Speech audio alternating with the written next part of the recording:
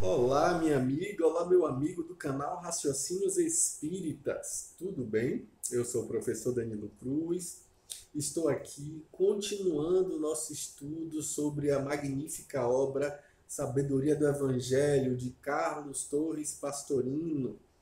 Pois bem, hoje nós damos prosseguimento ao estudo do volume 2 e iniciamos o estudo do capítulo A Samaritana. Aí a gente vai ter a oportunidade de ver em dois encontros, porque é um capítulo denso, é um capítulo longo, então eu preferi dividir ele em dois. E aí a gente hoje começa e na semana que vem conclui o estudo sobre a Samaritana, que Pastorino tem uma perspectiva bem peculiar, bem interessante. Na opinião de Pastorino, a Samaritana viria a reencarnar alguns séculos adiante como sendo a Teresa d'Ávila, Santa Teresa, doutora da Igreja Católica. Pois bem, na opinião de Pastorino, a Samaritana é Teresa d'Ávila. Na semana que vem a gente vai falar mais sobre isso, porque essa opinião não é unânime no movimento espírita. A gente vai falar um pouquinho sobre essa figura tão mística e interessante que é Teresa d'Ávila. Traremos a opinião de Pastorino, mas hoje nós introduzimos o capítulo justamente que é trazido aí por Pastorino no estudo, nesse estudo maravilhoso. Pois bem, o nome do capítulo é A Samaritana e é embasado no texto de João, no capítulo 4, versículos de 4 a 26 do seu evangelho, onde ele diz assim: Jesus precisava atravessar a Samaria. Chegou, pois, a uma cidade da Samaria chamada Sicar, perto das terras que Jacó dera a seu filho José. Era ali a fonte de Jacó. Cansado da viagem, estava Jesus assim sentado ao pé da fonte. Era cerca da hora sexta. Uma mulher da Samaria veio tirar água.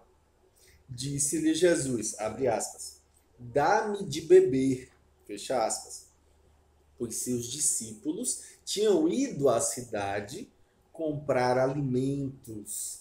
Disse-lhe então a mulher samaritana, abre aspas, como, sendo tu judeu, pedes de beber a mim, que sou mulher samaritana, fecha aspas, e abre um parêntese, porque os judeus não se comunicam com os samaritanos. Fecha-se o parêntese e continua-se o texto.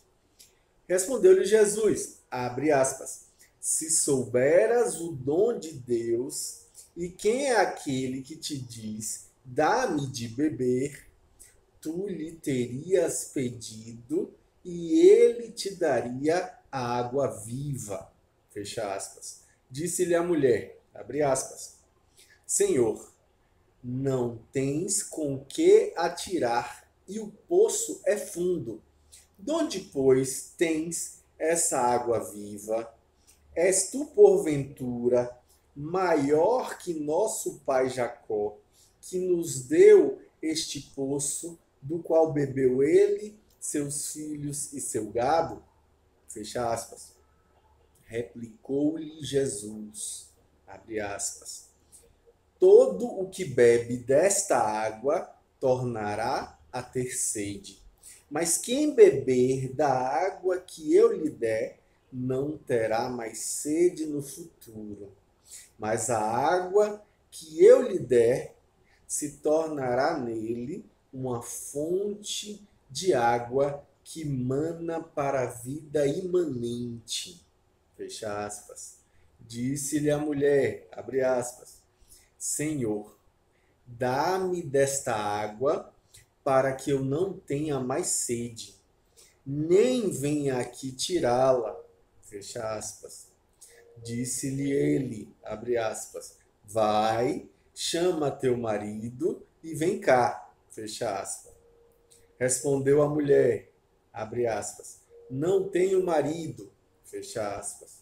Replicou-lhe Jesus, abre aspas, disseste bem que não tens marido, porque tiveste 5 maridos, e o que agora tens não é teu marido. Isso disseste com verdade. Fecha aspas. Disse-lhe a mulher, abre aspas novamente, Senhor, vejo que és profeta. Nossos pais adoraram neste monte, e vós dizeis que em Jerusalém é o lugar onde se deve adorar. Fecha aspas. Disse-lhe Jesus, abre-se aspas de novo, mulher, acredita-me, vem a hora em que nem neste monte, nem em Jerusalém adorareis o Pai. Vós adorais o que não sabeis. Nós adoramos o que sabemos, pois a salvação é dos judeus. Mas vem a hora, e é agora, em que os verdadeiros adoradores adorarão o Pai em verdadeiro espírito. Porque são esses que o Pai procura para seus adoradores. Deus é o Espírito, e os que o adoram precisam adorá-lo em verdadeiro espírito. Fecha aspas. Respondeu a mulher, abre aspas, eu sei que vem o Messias, abre parênteses, que se chama o Cristo, fecha parênteses. Quando ele vier, anunciar-nos-á todas as coisas, fecha aspas. Disse-lhe Jesus, abre aspas, sou eu o que fala contigo, fecha aspas, e termina-se o texto. Pastorino vai dizer que esse itinerário de Jesus a voltar da Judéia para a Galiléia foi diferente da estrada comum que era tomada constantemente.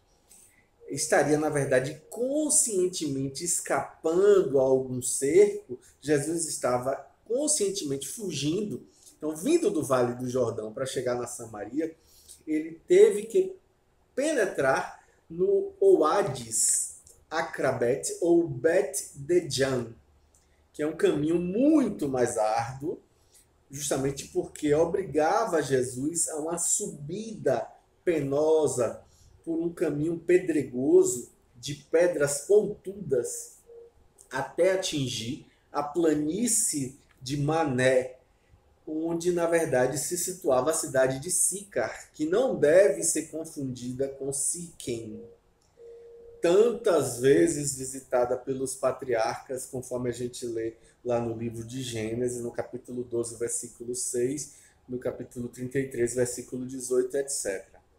Então, como disse Pastorino, realmente esse encontro não se deu em Siquém, que era uma cidade abundante de água, mas sim em Sicar, que hoje se chama El-Akar.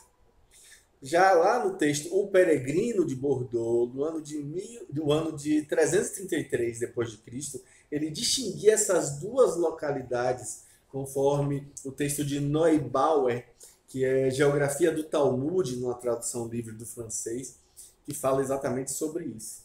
O Poço de Jacó, na verdade, ficava a menos de 5 minutos ao sul de uma cidadezinha ainda habitada nessa época de Jesus. Então, esse poço, na verdade, captava uma fonte subterrânea.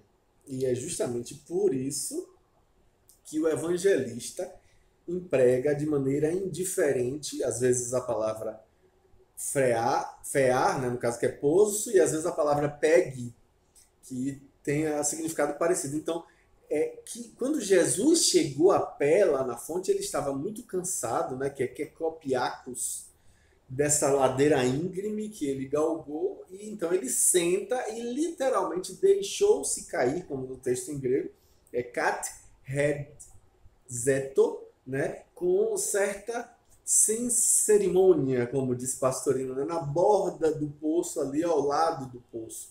Então João não deixa de deixar ali claro, anotado, sempre com números, qual era a hora, né? A questão numerológica, né? Era a hora sexta, ou seja, era cerca de meio-dia.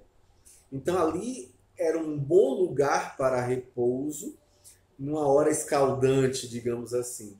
Então, enquanto o mestre repousava, os discípulos dele vão além ali, vão um pouquinho mais adiante na cidade para buscar alimentos.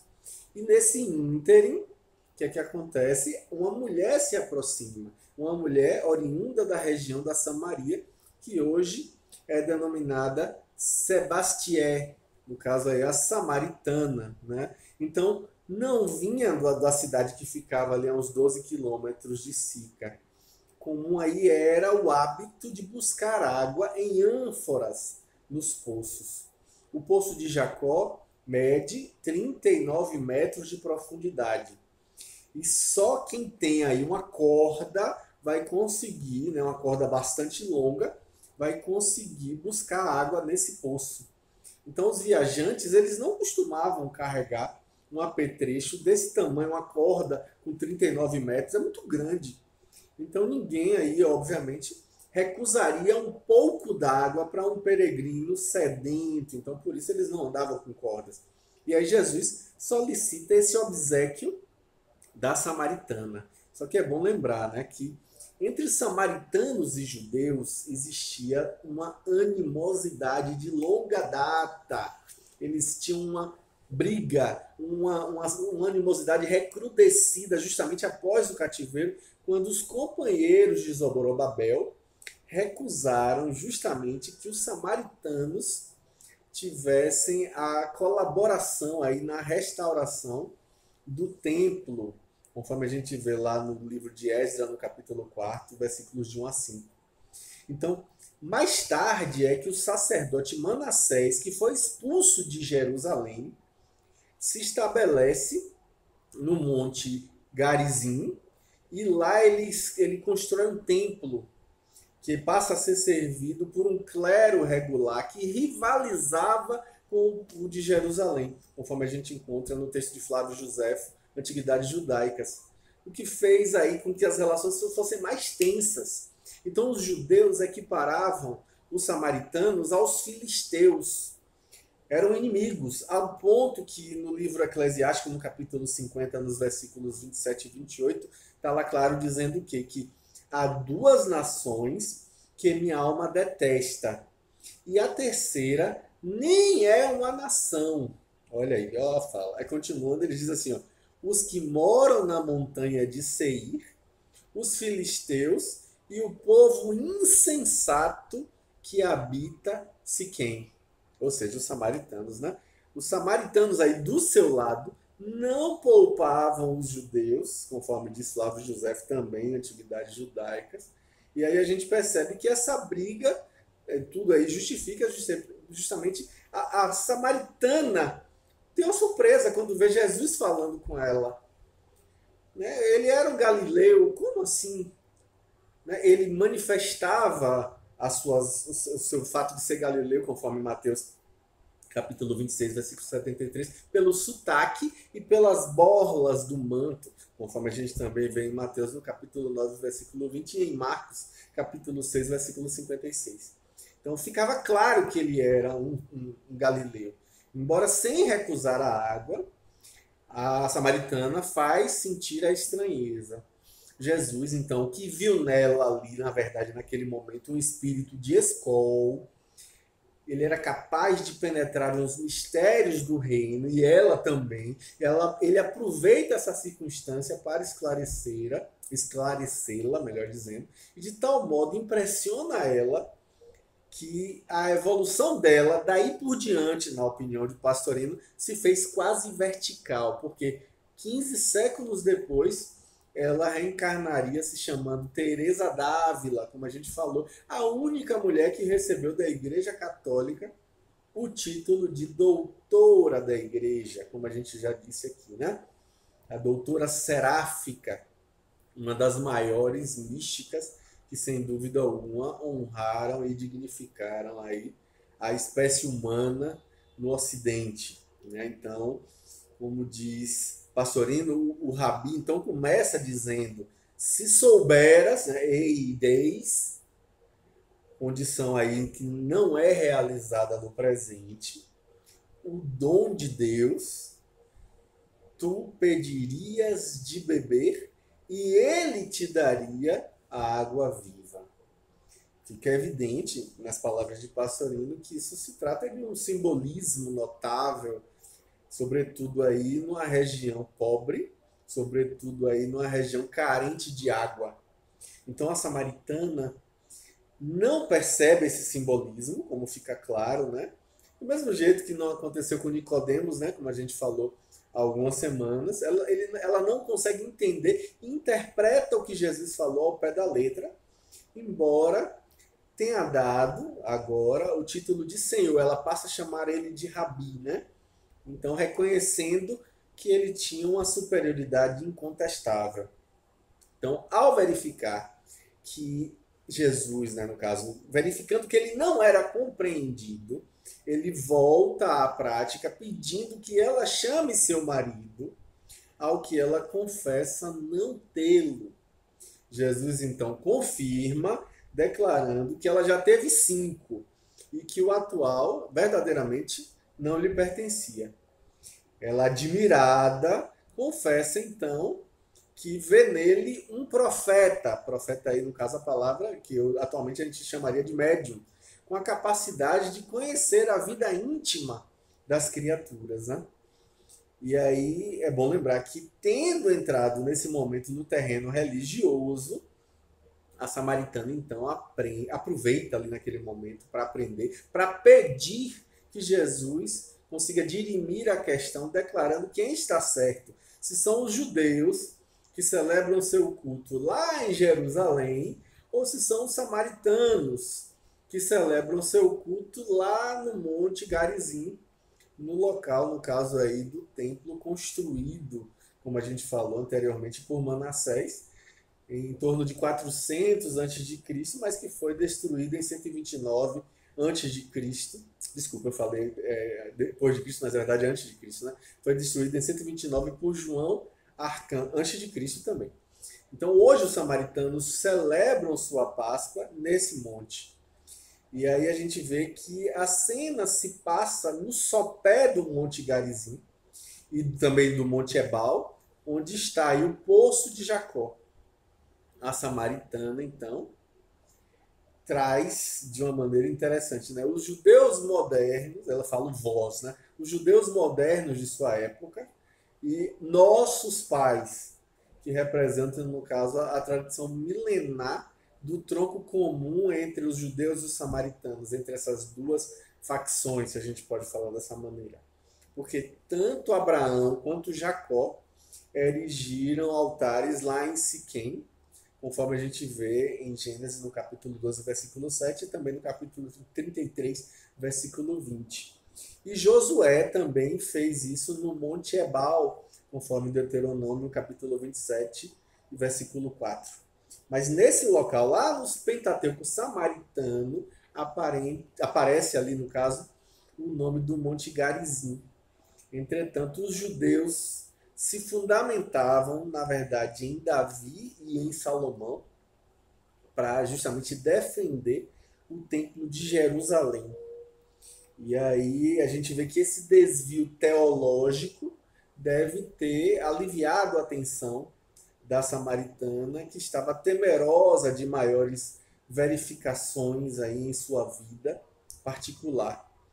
Ela mudou de assunto, digamos assim, né? Então Jesus lhe pede que acredite nele como profeta que ela própria reconhece e passa então a fazer para ela revelações. Em primeiro momento, ele declara taxativamente que não tem absolutamente importância nenhuma o lugar físico, o lugar geográfico do culto a Deus, do culto ao Pai. Não faz sentido ficar aprisionando isso. Em segundo lugar, a gente vê que ele também afirma que os samaritanos adoram o verdadeiro Deus, sem dúvida, mas não conhecem, ao passo que nós, ou seja, os judeus, né, as palavras de Jesus, e Jesus, é bom lembrar, né, viveu a religião judaica do seu nascimento até sua morte, confessando-se abertamente filiado à religião judaica, né? Então ele diz: nós, os judeus, sabemos o que adoramos. E aí, no caso, ele é bem categórico, ele diz: a salvação é dos judeus. Mas então ele prossegue. Ele diz assim que virá a hora, e é agora, em que os verdadeiros adoradores o cultuarão em espírito, porque essa é a vontade divina.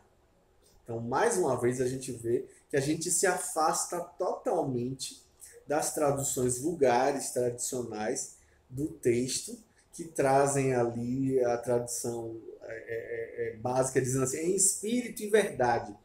E aí a gente vê que Pastorino prefere em espírito verdadeiro ou em verdadeiro espírito, porque se trata aí, sem sombra de dúvida, de uma endíades, como a gente falou lá no estudo do volume 1, na página 12, no comecinho, explicando o que era endíades, né?